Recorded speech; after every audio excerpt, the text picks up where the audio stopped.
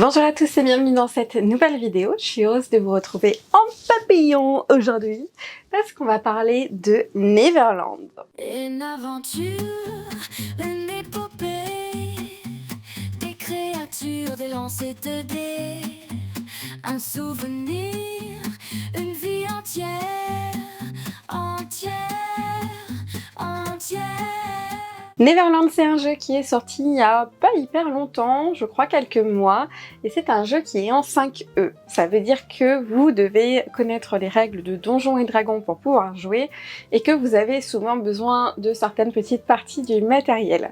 Mais là où Neverland est assez original, c'est que plutôt que de vous proposer une campagne pure et dure, là ça va vous proposer une sorte de grand terrain bac à sable, et vous savez à quel point j'adore ce type de contenu. Alors revenons-en un petit peu au début. De quoi ça parle Neverland? Ça parle de Peter Pan, de l'histoire de Peter Pan, ce genre de choses.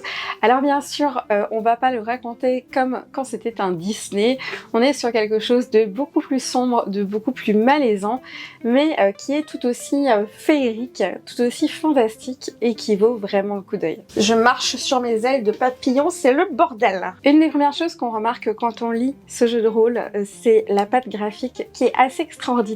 Alors je pense qu'on aime ou qu'on n'aime pas, mais moi j'ai trouvé ça vraiment absolument magnifique. Et ça vous plonge tout de suite dans une ambiance assez particulière et du coup vous allez pouvoir commencer votre lecture et partir dans l'explication du monde imaginaire. Alors le monde imaginaire, c'est une carte comme ceci et vous voyez chaque zone en fait va proposer un ou des événements aléatoires. Du coup il y a vraiment une grosse rejouabilité et surtout si vous faites du solo, je trouve que c'est vraiment hyper intéressant parce qu'il y a moyen de passer énormément d'heures dedans. Alors normalement quand vous utilisez ce livre, vous avez des personnages pré-tirés qui sont des personnages enfants, du coup certains qui sont résidents là-bas, certains qui ont été kidnappés pour aller là-bas.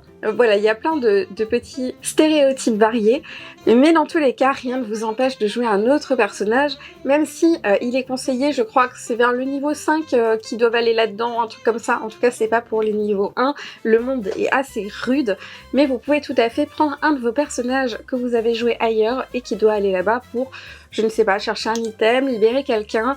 C'est quelque chose qui est tout à fait envisageable. Pour éviter de vous spoiler, je vais vous prendre un tout petit exemple. On va regarder ensemble les cavernes de la plage. Donc je vous l'affiche sur l'écran, vous verrez mieux. La jungle surplombe des cavernes rocheuses donnant sur une plage jonchée de débris et de bateaux renversés. Cette zone est un mélange assez représentatif des habitats naturels de l'île. L'océan rencontre la plage, les cavernes et la jungle. Les bateaux fournissent des abris supplémentaires à la faune abondante. La plupart des gens pensent qu'il est possible d'accéder à la demeure du garçon liche en passant par l'une des nombreuses cavernes le long de la plage. Ensuite, sur cette zone, vous avez un D6 exploration qui vous permet de savoir si vous trouvez quelque chose de particulier. Donc encore une fois, très compatible avec notre façon de jouer en solo. Vous avez aussi un D20 pour les rencontres, est-ce que vous allez croiser quelqu'un ou pas. Ensuite, un D12 effet de zone, un D12 créature et un D12 PNJ. Donc bien sûr sur ces catégories-là, vous lancez en fonction de ce que vous avez eu dans les rencontres. Globalement, je trouve qu'on peut résumer tout ça un peu différemment. En fait, c'est une sorte d'énorme donjon avec beaucoup de choses aléatoires à l'intérieur que vous pouvez passer donc plusieurs fois, traverser, retraverser, chercher des choses. Mais on est un petit peu dans cette structure, sauf que là, on est sur une sorte de donjon en plein air, ce qui est aussi très agréable et surtout, vous allez y rencontrer des créatures que vous n'avez pas l'habitude de voir.